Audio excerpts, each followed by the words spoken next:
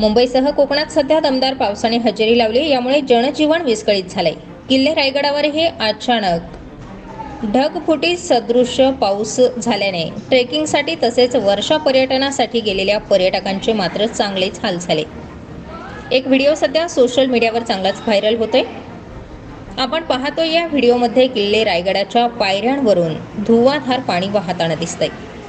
या पाण्यातून अनेक पर्यटक एकमेकांना सहारा देत आहेत, तर काही जण आपला जीव वाचवत आहेत. अचानक आलेल्या पावसामुळे तसेच पाण्याच्या प्रवाहामध्ये एक पर्यटक वाहून गेल्याचीही माहिती समोर येते.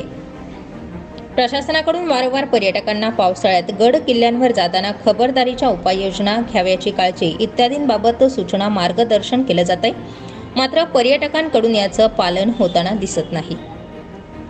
भुशी डॅम दुर्घटना, ताम्हणी दुर्घटनेनंतर आता किल्ले रायगडावरही ढगफुटी सदृश्य पाऊस झाल्याने पर्यटकांनी वर्षा पर्यटनाला जाताना आपला जीव धोक्यात घालू नये अशा सूचनाही प्रशासनाकडून देण्यात आल्या. त्याचबरोबर किल्ले रायगडावर पावसाळ्यात पायऱ्यांवरून तसेच रोपवेनेही जाण्यास बंदी करण्यात आली आहे.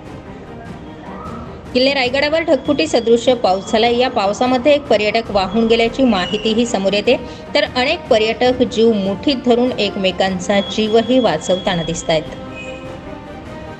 स्टार 24 फास्ट न्यूजसाठी वृत्तसंकलन विभाग, नाशिक.